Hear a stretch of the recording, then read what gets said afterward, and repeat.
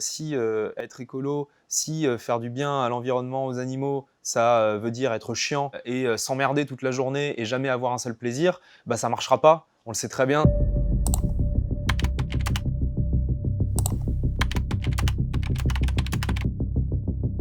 L'objectif de ce nouveau livre, Journal de guerre écologique, c'est d'informer déjà dans un premier temps de ce qui se passe autour du monde, des catastrophes environnementales qui sont en train de se dérouler et surtout de mettre la lumière sur les gens qui se battent, les femmes et les hommes qui ont décidé de résister, de sauver ce qui peut encore être sauvé, de protéger ce qui peut encore être protégé et qui proposent les pistes d'action pour aller vers un monde plus respectueux du vivant et surtout un monde où en tant qu'espèce humaine, on va pouvoir continuer à habiter cette planète dans des conditions favorables.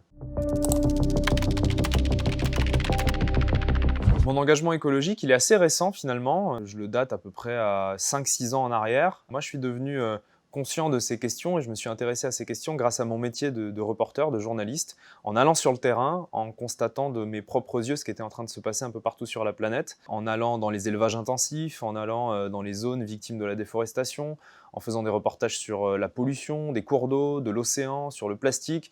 Et petit à petit, c'est des couches qui se sont ajoutées et qui m'ont fait prendre conscience du problème et surtout qui m'ont donné envie de consacrer mon métier, l'essentiel de mon temps, à informer sur la question environnementale et à essayer d'aller dans le bon sens.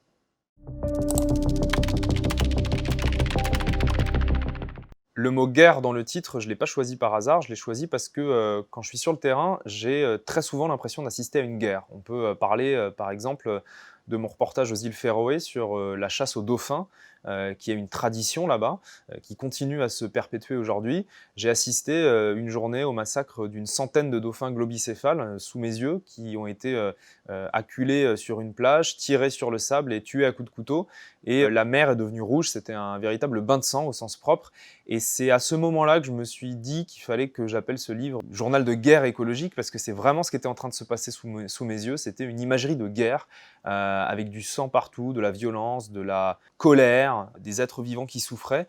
Et on retrouve ce constat dramatique à plein d'endroits différents sur la planète. C'est le cas aux îles Féroé, c'est le cas aussi en France. J'ai fait un reportage sur le braconnage de lynx dans le Jura, sur les gens qui tuent les lynx, qui sont pourtant une espèce protégée, parce qu'ils ne supportent pas que le lynx puisse lui aussi chasser, lui aussi manger des chevreuils. Il y a certains braconniers, certains chasseurs qui ne supportent pas cette concurrence. C'est de la destruction gratuite qui est simplement liée à une question d'ego. J'ai fait aussi un reportage dans ce livre sur l'industrie du charbon en Australie. Ils sont en train de construire une des plus grosses mines de charbon de l'histoire et d'agrandir un port pour exporter ce charbon juste à côté de la Grande Barrière de Corail, qui pourtant est en train de mourir à cause de ce charbon, à cause du réchauffement climatique. Le charbon, c'est un des principaux facteurs de réchauffement climatique et c'est ce qui est en train de tuer la Grande Barrière. Donc de construire cet immense port et cette mine de charbon juste à côté de la Grande Barrière, je trouvais ça assez symbolique dans le mauvais sens du terme. Et il y a plein de gens là-bas en Australie qui s'opposent à ces projets, qui empêchent les travaux de commencer et qui, grâce à leur combativité, permettent de protéger cette Grande Barrière. On peut aussi parler du plastique. J'ai été très marqué par ce que j'ai vu en Indonésie, au Bangladesh, au Ghana, toutes ces zones où en fait les pays occidentaux envoient une partie de leurs déchets plastiques, une partie de leurs déchets électroniques. On se sert un peu de ces pays comme notre poubelle, voilà, il faut dire les choses. Et ça a des conséquences dramatiques à la fois sur les habitants de ces pays-là, qui vivent dans les zones qui sont polluées par nos déchets et qui développent de très nombreuses maladies, et puis évidemment des conséquences dramatiques sur l'environnement au sens large, parce que ce qui se retrouve rejeté dans l'océan en Indonésie, finalement fait le tour du monde des océans, et ces morceaux de plastique se désagrègent progressivement en microparticules qui vont être ingérées par les mammifères marins, par les poissons, et à terme, par les humains, puisque les humains mangent aussi du poisson. Donc cette pollution plastique, elle est vraiment dramatique. En quelques décennies, parce que le plastique, c'est pas si ancien que ça fait pas 200 ans qu'on fait du plastique, c'est entre 50 et 70 ans qu'on fait du plastique, et on a malheureusement réussi, c'est pas un exploit au contraire, à coloniser l'intégralité de la planète avec ce plastique. Vous pouvez aller au sommet de l'Everest, vous allez trouver du plastique, vous pouvez aller au fond de la fosse des Mariannes, qui est à plus de 10 000 mètres de fond, l'endroit le plus profond du monde, vous allez trouver du plastique. Il y en a partout, c'est un véritable fléau, et les conséquences, on commence à peine à les mesurer aujourd'hui. Il y a une étude qui est dramatique, qui fait froid dans le dos, et qui dit qu'en 2050, il y aura certainement plus de plastique que de poissons dans l'océan. Et je pense que ça devrait nous inciter toutes et tous à agir, à essayer de fermer ce robinet qui se déverse en permanence dans les océans. Les raisons de garder espoir, il y en a beaucoup. Déjà, il y a la prise de conscience générale dans la population. On est maintenant quasiment toutes et tous informés sur ce qui est en train de se passer. Beaucoup de gens changent des petites choses dans leur quotidien. Beaucoup de gens demandent aux politiques de prendre des mesures plus importantes. Et l'espoir, il réside beaucoup dans les jeunes générations, les gens qui sont aujourd'hui au collège, au lycée, à l'école même, à la fac, qui mettent l'environnement au cœur de leurs préoccupations, qui parlent beaucoup de ce sujet entre eux. Moi, quand j'étais au lycée, c'était il n'y a pas si longtemps que ça, et j'ai pas le souvenir d'avoir parlé d'environnement avec mes potes. C'était pas un sujet qui nous tenait particulièrement à cœur, c'était pas dans l'actualité. Aujourd'hui, ça l'est. Aujourd'hui, les jeunes générations parlent vraiment de ces sujets-là, et c'est là-dedans que réside l'essentiel de l'espoir pour moi. C'est de savoir que les gens qui viennent après, qui dans 20, 30 ans seront aux responsabilités et prendront des décisions, et ben, dès leur plus jeune âge, ils auront été sensibilisés à ces questions et ils pourront aller dans le bon sens et aider l'humanité à se remettre sur de bons rails. Mais le problème, c'est que on n'a pas le temps d'attendre que les gens qui ont 15 ans aujourd'hui soient président de la République. On n'a pas le temps d'attendre 35, 40 ans, parce que ce sera trop tard. Et c'est ce que nous disent les scientifiques. Si on n'agit pas maintenant, si on n'agit pas dans les 10, 20 ans qui viennent, on risque de ne pas pouvoir rattraper les dégâts qu'on est en train de causer, et on risque d'entraîner des réactions en chaîne qui vont menacer non seulement des milliers d'espèces, mais aussi la nôtre, aussi notre capacité en tant qu'humains à habiter une planète qui nous accepte, qui nous fournit suffisamment de ressources pour vivre, et c'est notre vie telle qu'on la connaît aujourd'hui qui est menacée. Et moi, j'ai pas envie que mes filles elles vivent dans un monde hostile, à subir des phénomènes météorologiques extrêmes, à ne pas avoir suffisamment de ressources pour vivre en bonne santé, à respirer un air qui est nocif, à ne pas pouvoir mettre un masque et un tuba pour regarder des poissons dans l'océan parce qu'il n'y en aura plus ou pas assez, à ne pas pouvoir connaître les glaciers de montagne avec de la banquise au pôle Nord en été. Tout ça, c'est menacé à très court terme, c'est ce que nous disent les scientifiques, et ça doit nous inciter à réagir fortement. Et l'espoir, pour moi, il réside vraiment dans l'action. Il réside dans ces gens, ces femmes et ces hommes qui font des choses. On parle beaucoup de ce qui ne va pas sur la question de l'environnement, on parle trop peu de ce qui fonctionne, des batailles que ces gens-là sont en train de remporter.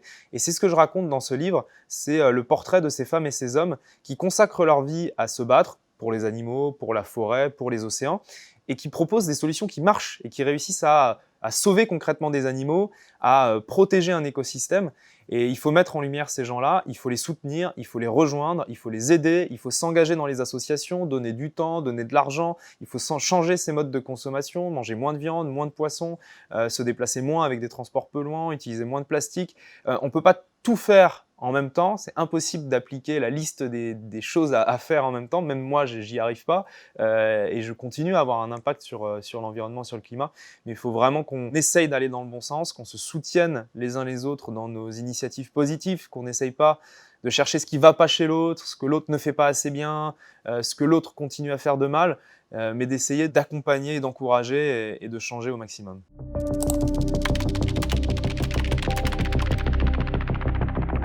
Il y a plein de petites actions qu'on peut mettre en œuvre et qui ont un gros impact sans que notre vie s'en retrouve complètement bouleversée. Par exemple, on peut manger moins de viande, moins de poisson. Alors il y a des gens qui vont réussir à être complètement végétariens, voire véganes.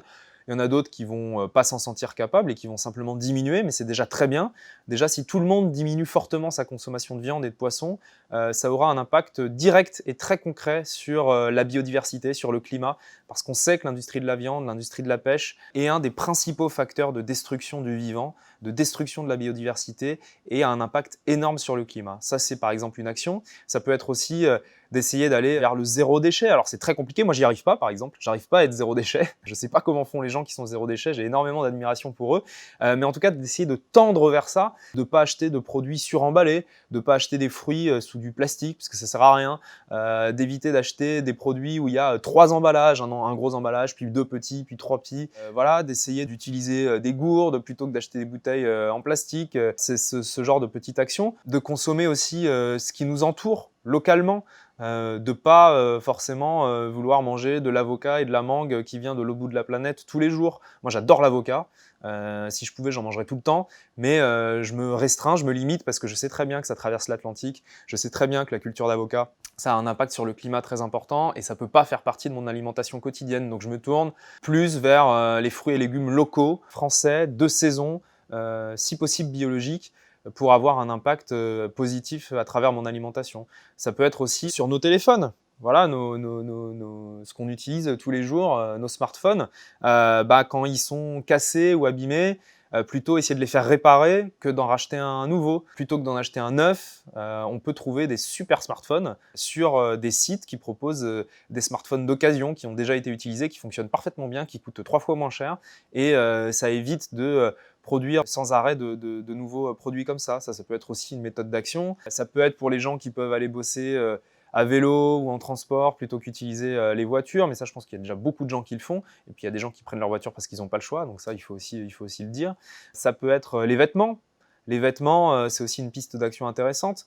Plutôt que d'acheter 10 t-shirts à 5 € chez une grande marque, on peut peut-être essayer d'en acheter 3, un peu plus cher, mais de meilleure qualité, fabriqués en France avec des produits responsables. Ça nous reviendra au même prix au final. Alors on aura moins de t-shirts, on en aura 3 au lieu de 10, mais ils tiendront plus longtemps, ils seront certainement plus agréables à porter, plus jolis, et ils aideront des petites marques françaises qui essayent de faire les choses bien et qui évitent de faire venir des produits de l'autre bout de la planète.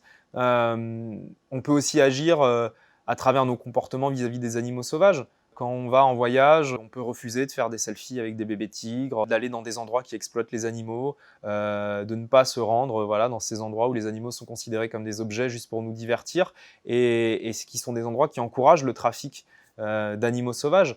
Voilà, je pourrais continuer très longtemps, il y a 1000 pistes possibles, j'en donne dans ce livre quelques-unes qui me semblent importantes, mais ça ne veut pas dire qu'il n'y en a pas d'autres, ça ne veut pas dire que vous ne pouvez pas trouver aussi de votre côté des super idées, des super initiatives que je ne connais même pas et qui ont un énorme impact aussi.